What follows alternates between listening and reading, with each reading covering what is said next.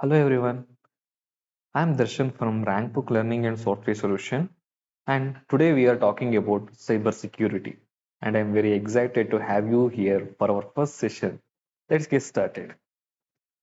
In our modern world, we use a lot of digital stuff like online banking and taking exams in computer.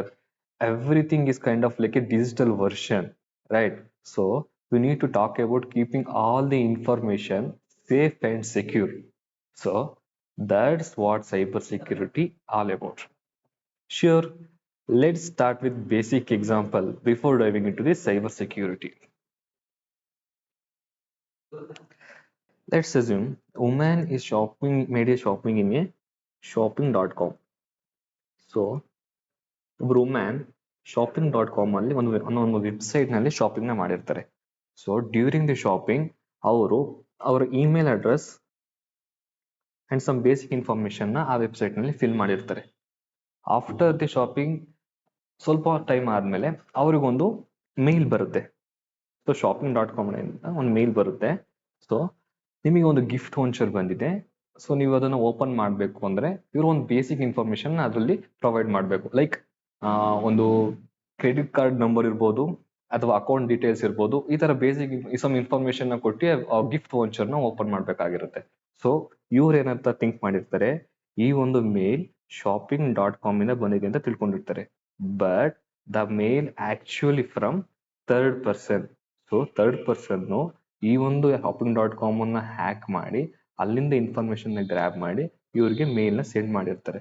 So ಇವರು information ನ provide ಮಾಡಿ ಸ್ವಲ್ಪ ಹೊತ್ತಿಗೆ ಇವ್ರಿಗೊಂದು message ಬರುತ್ತೆ, ನಿಮ್ಮ bank ಇಂದ ಇಷ್ಟು ಅಮೌಂಟ್ ಕ್ರೆಡಿಟ್ ಆಗಿದೆ ಅಂತ ಹೇಳಿ ಇವ್ರಿಗೆ ಮೆಸೇಜ್ ಬರುತ್ತೆ. So these over all process we called as A cyber attack.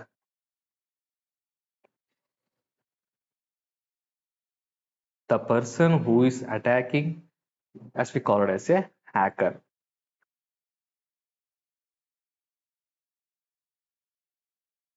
Cyber attack ಯಾವ ರೀತಿ ನಡೆಯುತ್ತೆ ಅಂತ ಗೊತ್ತಾಯ್ತಾ? So next, this is our first session. In this class we are discussing about the introduction to the cyber security and what are the types of cyber attacks ಅಂತ ತಿಳ್ಕೊಳ್ಳೋಣ ಇವತ್ತು. What is cyber security? The cyber means ನಾವು daily ಒಂದು internet use ಮಾಡ್ಕೊಂಡು ಯಾವೆಲ್ಲ devices ನ use ಮಾಡ್ತೀವಿ.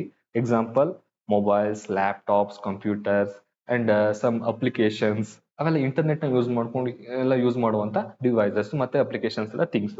So ಇವೆಲ್ಲ ನಾವು ಸೈಬರ್ ಅಂತ ಕರಿತೀವಿ. The technique of protecting internet connected systems such as servers, mobile devices and electronic systems, networks and data from malicious attack is known as cyber security. So electronic device and mobile devices, networks and data from malicious attack, ಈ ತರ cyber attacks ಗಳು ಆಗದೇ ಇರೋ ರೀತಿ protect ಮಾಡೋದನ್ನ ನಾವು cyber security ಅಂತ ಹೇಳ್ತೀವಿ. Emphasize the potential risk and consequences of cyber threats and cyber vulnerabilities, including data breaches and financial losses and damage to the reputation. So ಇಲ್ಲಿ ಅಬ್ಸರ್ವ್ ಮಾಡಿ, ನಮಗೆ ಇಲ್ಲಿ ಸೈಬರ್ ಥ್ರೆಟ್ಸ್ ಅಂತ ಒಂದು ವರ್ಡ್ ಬಂದಿದೆ, ವಲ್ನರಬಿಲಿಟಿ ಅಂತ ಒಂದು ವರ್ಡ್ ಬಂದಿದೆ. So what is cyber threats and what is cyber vulnerability? Threats ಅಂತ ಹೇಳಿದ್ರೆ it's a way of hacking. For example, ಈಗ ನಾನು ಎಕ್ಸಾಂಪಲ್ ಕೊಟ್ಟ ಹಾಗೆ ಥ್ರೆಟ್ಸ್ ಅನ್ನೋದು it's a way of attacking through email, some virus, links. So ಇವರು emails ಅಥವಾ links ನಲ್ಲಿ ವೈರಸ್ ನ ಇಂಜೆಕ್ಟ್ ಮಾಡಿ ಅದರಿಂದ ಮೊಬೈಲ್ ಅಥವಾ ಕಂಪ್ಯೂಟರ್ ಡಿವೈಸಸ್ಗೆ ಕಳಿಸಿ ಅದರಿಂದ ಹ್ಯಾಕ್ ಮಾಡ್ತಾರೆ. ಇದನ್ನ ನಾವು ಥ್ರೆಟ್ಸ್ ಅಂತ ಹೇಳಿ ಹೇಳ್ತೀವಿ. So what is vulnerability? Vulnerability ಅಂದ್ರೆ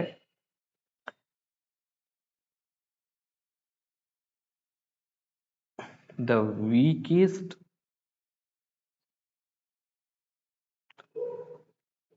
point in the system or application. The weakest point in the system or application ನ ನಾವು ವಲ್ನರಬಿಲಿಟಿ ಅಂತ ಯೂಸ್ ಮಾಡ್ತೀವಿ.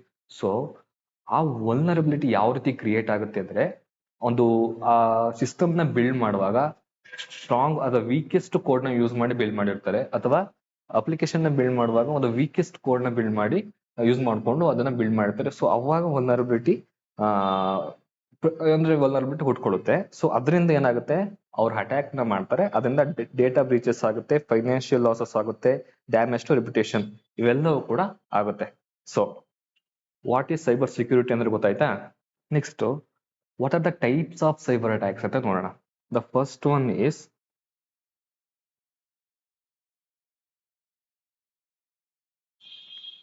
ಮಲ್ವೇರ್ ಅಟ್ಯಾಕ್ ಅಂತ ಬರುತ್ತೆ. ಸೆಕೆಂಡ್ ಒನ್ ಇಲ್ಲಿ ಬರ್ತೀನಿ ನೋಡಿ. Second one is phishing attack. Third one is man in the middle attack. Fourth one is password attack.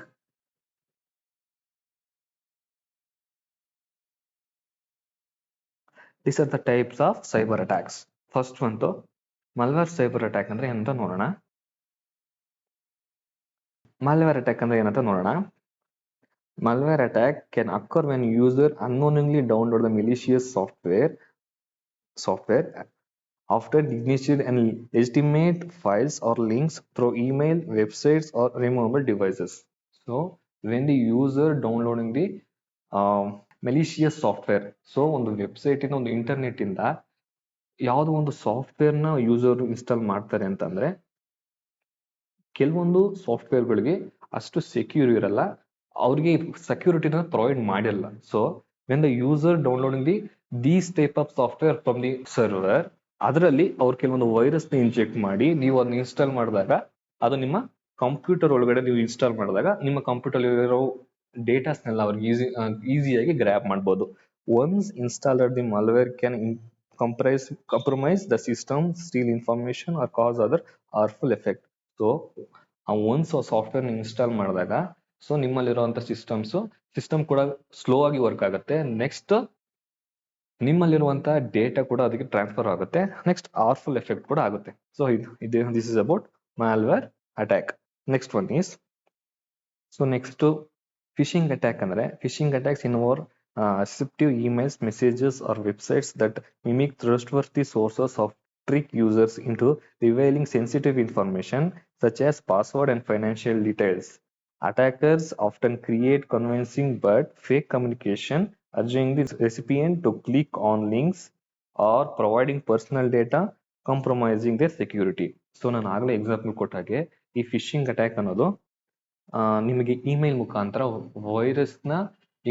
ನಿಮ್ಮ ವೈರಸ್ ನ ನಿಮ್ಮ ಸಿಸ್ಟಮ್ಗೆ ಇಂಜೆಕ್ಟ್ ಮಾಡಿ ಅಲ್ಲಿಂದ ನಿಮ್ಮ ಇನ್ಫಾರ್ಮೇಶನ್ ಗ್ರ್ಯಾಬ್ ಮಾಡಿ, ಅಂದ್ರೆ ಲೈಕ್ ನಿಮ್ಮ ಕ್ರೆಡಿಟ್ ಕಾರ್ಡ್ ಇನ್ಫಾರ್ಮೇಶನ್ ಇರ್ಬೋದು, ಪರ್ಸನಲ್ ಇನ್ಫಾರ್ಮೇಶನ್ ಇರ್ಬೋದು. ಸೊ ಈ ತರ ಇನ್ಫಾರ್ಮೇಶನ್ ಗ್ರ್ಯಾಬ್ ಮಾಡಿ ನಿಮ್ಮ ಫೈನಾನ್ಷಿಯಲ್ ಲಾಸಸ್ ಮತ್ತೆ ನಿಮ್ಮ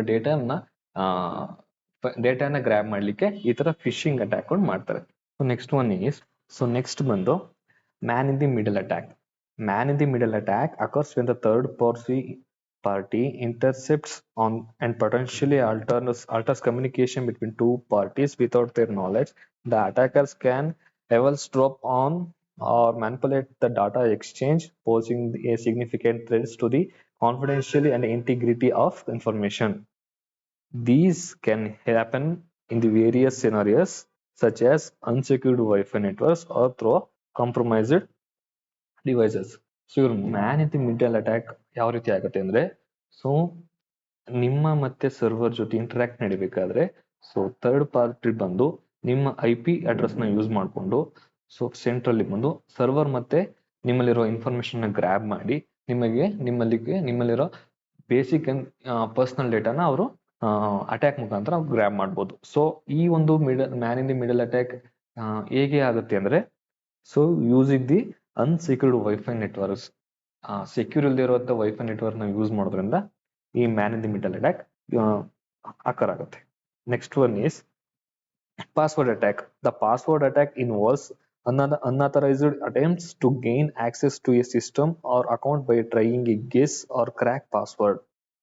Employing strong unique passwords and enabling multi-factor authentication help mitigate the risk of password attacks. So it's a easiest way to attack the systems or application. The password attack ಯಾವ ರೀತಿ ಆಗ್ತದ್ರೆ, ಒಂದು for example ಅನ್ನೋ strong password ಇಟ್ಟಿರಲ್ಲ, so ಈ ತರ ಇಟ್ಟಿರ್ತಾರೆ.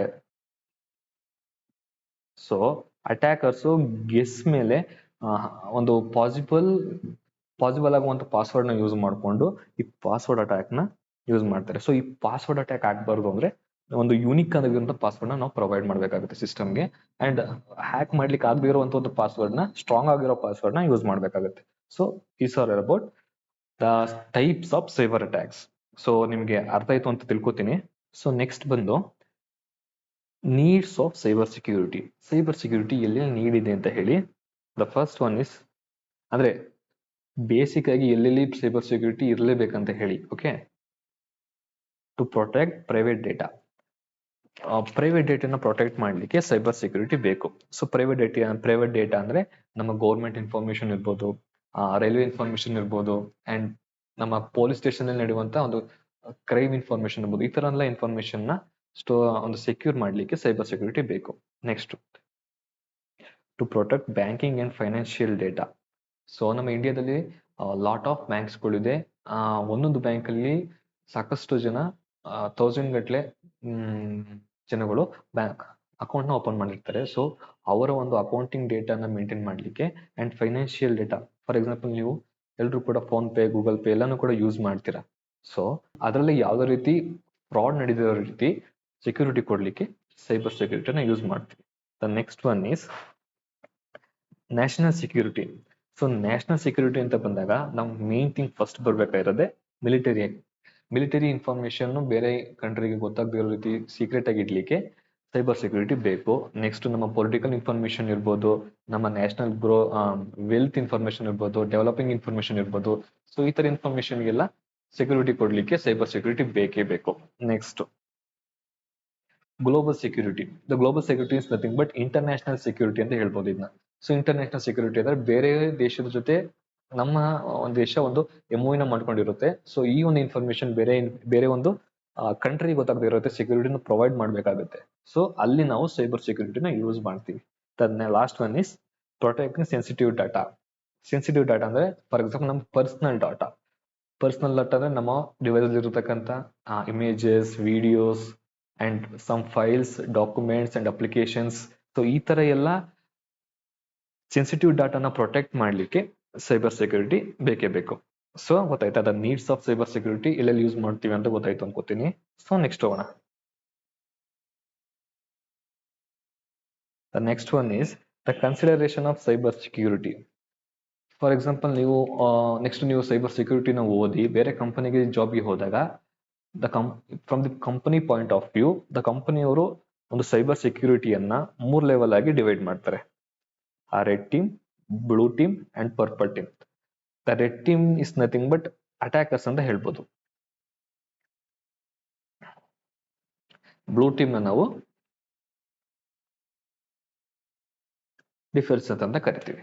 Okay, so red team ಅಂದ್ರೆ ಏನು ಅಂತ ನೋಡೋಣ.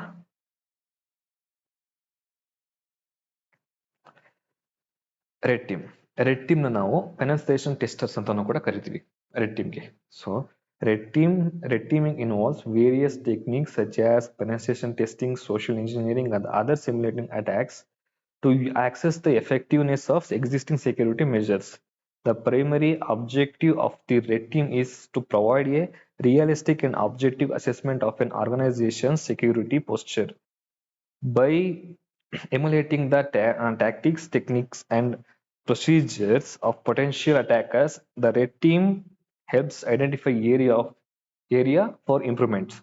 ಫಾರ್ ಎಕ್ಸಾಂಪಲ್, ಸೊ ಒಂದು ಕಂಪನಿದ ತಗೊಂಡ್ರೆ ಆ ಒಂದು ಕಂಪನಿಲಿ ರೆಡ್ ಟೀಮ್ ಅವರು ಇರ್ತಾರೆ, ಬ್ಲೂ ಟೀಮ್ ಅವರು ಇರ್ತಾರೆ. ಸೊ ಸಿಂಪಲ್ ಆಗಿ ಅರ್ಥ ಮಾಡ್ಕೊಳ್ಳಿ, ರೆಡ್ ಟೀಮ್ ಅಂದ್ರೆ ಅಟ್ಯಾಕರ್ಸ್ ಅಂತ ಗೊತ್ತಾಯ್ತು ನಿಮ್ಗೆ. ಸೊ ಇವ್ರು ಏನ್ ಮಾಡ್ತಾರೆ, ಸೊ ಒಂದು ಕಂಪನಿ ಅಪ್ಲಿಕೇಶನ್ಸ್ ಇದೆ ಅಂದ್ರೆ ಒಂದು ಕಂಪನಿ, ಫಾರ್ ಎಕ್ಸಾಂಪಲ್ ಒಂದು ಕಂಪನಿ ಅಪ್ಲಿಕೇಶನ್ ಇದೆ, ಅದೊಂದು ಆಪ್ ನ ಬಿಲ್ಡ್ ಮಾಡಿದರೆ ಆ ಆಪ್ ನ ಬೇರೆಯವರು ಅಟ್ಯಾಕ್ ಮಾಡ್ಬೋದು, ಯಾವ್ದು ರೀತಿ ಬೇಕಾದ್ರೂ ಅಟ್ಯಾಕ್ ಮಾಡ್ಬೋದು. ಬಟ್ ಈ ರೆಡ್ ಟೀಮ್ ನ ಏನಕ್ಕೆ ಯೂಸ್ ಮಾಡ್ತಾರೆ ಇಲ್ಲಿ ಅಂದ್ರೆ, ಇವ್ರು ಮೊದಲೇ ಆಪ್ ನ ಅಟ್ಯಾಕ್ ಮಾಡಿ ಎಲ್ಲಿ ಯಾವ ರೀತಿ ಅಟ್ಯಾಕ್ ಮಾಡ್ಬೋದು, ಅಲ್ಲಿಗೆ ಯಾವ ರೀತಿ ಸೊಲ್ಯೂಷನ್ ನ ಕೊಡ್ಬೋದು ಅಂತ ಇವರು ವರ್ಕ್ ಮಾಡ್ತಾರೆ.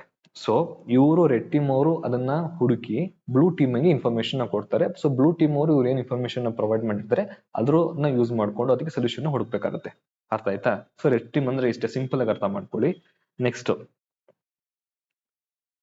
ಇಂಪಾರ್ಟೆಂಟ್ ಜಾಬ್ ರೋಲ್ ನೇಮ್ಸ್ ಇದೆ ರೆಡ್ ಟೀಮ್. ಇಂಪಾರ್ಟೆಂಟ್ ಆಗಿರುವಂತ ಜಾಬ್ ರೋಲ್ಗಳು ರೆಡ್ ಟೀಮ್ ಅಲ್ಲಿ ಯಾವ್ಯಾವ ಇರುತ್ತೆ ಅಂತ ನೋಡೋಣ. ಪೆನೆಟ್ರೇಷನ್ ಟೆಸ್ಟರ್ಸ್ ಇರುತ್ತೆ. ಸೊ ಪೆನೆಟ್ರೇಷನ್ ಟೆಸ್ಟರ್ ಏನಂತ ವರ್ಕ್ ಮಾಡುತ್ತೆ, ಯಾವ ರೀತಿ ವರ್ಕ್ ಮಾಡ್ತಾರೆ ಅಂದ್ರೆ ಒಂದು ಅಪ್ಲಿಕೇಶನ್ ಅಲ್ಲಿ ವಲ್ನರಬಿಲಿಟಿ ಎಲ್ಲಿದೆ ಅಂದ್ರೆ ವೀಕ್ನೆಸ್ ಪಾಯಿಂಟ್ ಎಲ್ಲಿದೆ ಅಂತ ಸರ್ಚ್ ಮಾಡ್ಲಿಕ್ಕೆ ಪೆನೆಟ್ರೇಷನ್ ಟೆಸ್ಟರ್ಸ್ ವರ್ಕ್ ಮಾಡ್ತಾರೆ. ಎಥಿಕಲ್ ಹ್ಯಾಕರ್ಸ್, ಆ ಎಥಿಕಲ್ ಹ್ಯಾಕರ್ಸ್ ಸೆಕ್ಯೂರಿಟಿ ವೀಕ್ನೆಸ್ ಎಲ್ಲಿದೆ ಅದನ್ನ ಸರ್ಚ್ ಮಾಡ್ಲಿಕ್ಕೆ ವರ್ಕ್ ಮಾಡ್ತಾರೆ. ನೆಕ್ಸ್ಟ್ ಸೆಕ್ಯೂರಿಟಿ ಕನ್ಸಲ್ಟೆಂಟ್ ಅಂತ ಬರ್ತಾರೆ. ಸೆಕ್ಯೂರಿಟಿ ಕನ್ಸಲ್ಟೆಂಟ್ಸ್ ಅವರು ಇಂಪ್ರೂವ್ ಸೆಕ್ಯೂರಿಟಿ ಏನಿದೆ ಅಂದ್ರೆ ಇಂಪ್ರೂವ್ ಮಾಡ್ಲಿಕ್ಕೆ ಯಾವ ರೀತಿ ಇಂಪ್ರೂವ್ ಮಾಡಬೇಕು ಅನ್ನೋದ್ರ ಬಗ್ಗೆ ಇವರು ವರ್ಕ್ ಮಾಡ್ತಾರೆ. ನೆಕ್ಸ್ಟ್ ಸೈಬರ್ ಸೆಕ್ಯೂರಿಟಿ ಅನಾಲಿಸ್ಟ್ ಅಂದ್ರೆ ಇವರು ಕಂಪ್ಲೀಟ್ ಆಗಿ ಅಪ್ಲಿಕೇಶನ್ ಮತ್ತೆ ಎಲ್ಲಾನು ಅನಲೈಸ್ ಮಾಡಿ ಅದರಲ್ಲಿ ಯಾವ ಅಟ್ಯಾಕ್ ಯಾವ ರೀತಿ ಮಾಡಬಾರ್ದು ಅಂತ ಇವರು ವರ್ಕ್ ಮಾಡ್ತಾರೆ. Next offensive security specialist.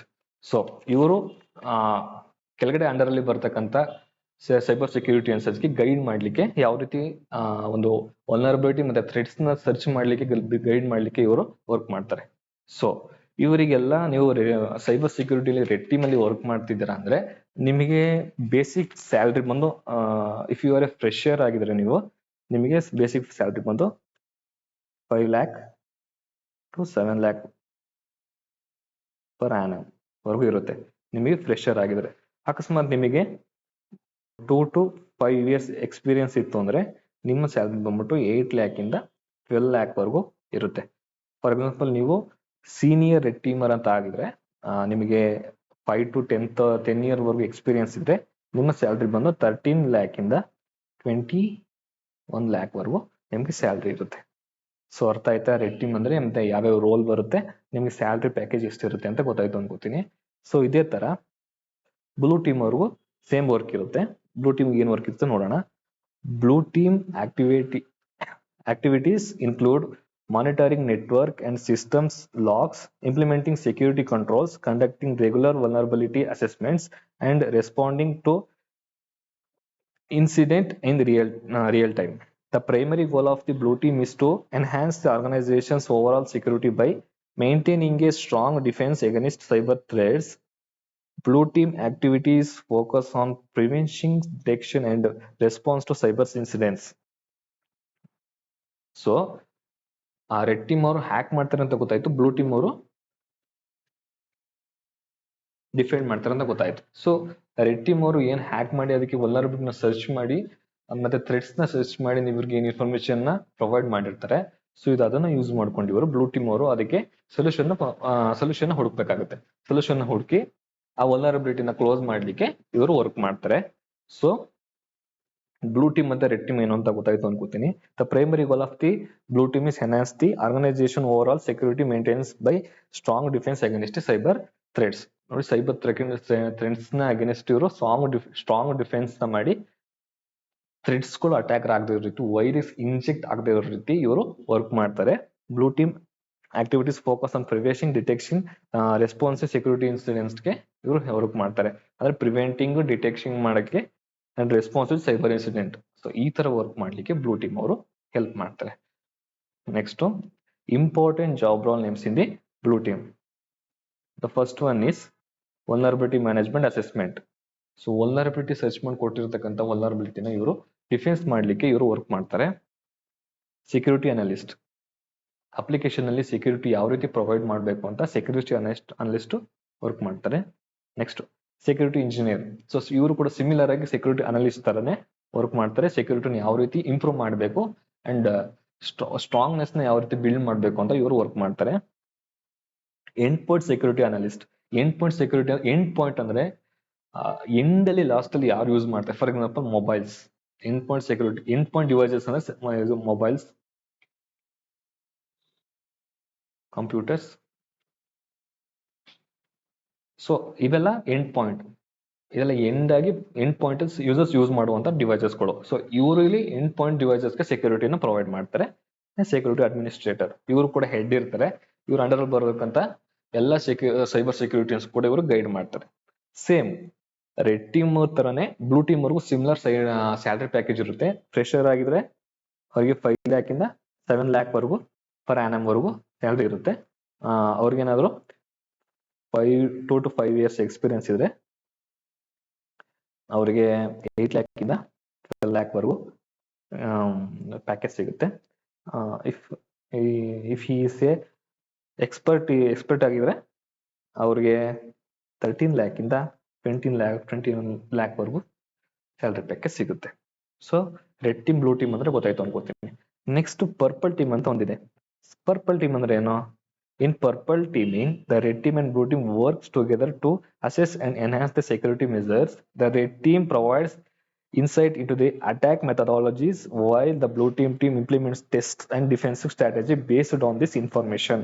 The goal of purple team is to foster collaboration, communication and knowledge sharing between the offensive and defensive security teams. This approach helps organizations to proactively address vulnerabilities and strengthen their security posture. So ನಿಮ್ಗೆ idea ಬಂತು ಅನ್ಕೋತೀನಿ. Purple team ಅಂದ್ರೆ ಇವ್ರು ಯಾವ ರೀತಿ work ಮಾಡ್ತಾರೆ? Red team ಆಗು work ಮಾಡ್ತಾರೆ,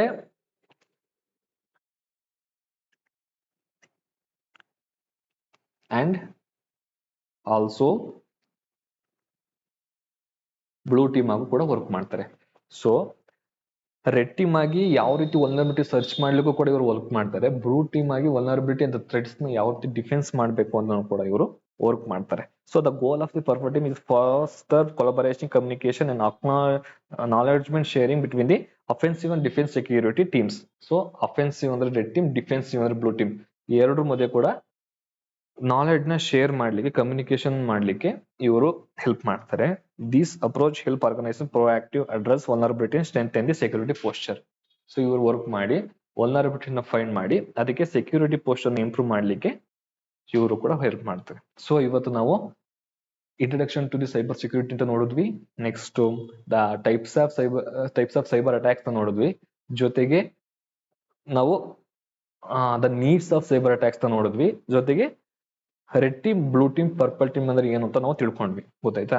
ಸೊ ನಮಗೆ ಐ ಹೋಪ್ ಎಲ್ಲರೂ ಕೂಡ ಈ ಸೆಷನ್ ಅರ್ಥ ಆಗಿದೆ ಅಂತ ತಿಳ್ಕೊತೀನಿ. ಏನೇ ಡೌಟ್ಸ್ ಇದ್ರು ಕಮೆಂಟ್ ಸೆಕ್ಷನ್ ಅಲ್ಲಿ ಕಮೆಂಟ್ ಮಾಡಿ, ಖಂಡಿತ ನಾನು ರಿಪ್ಲೈ ಮಾಡ್ತೀನಿ.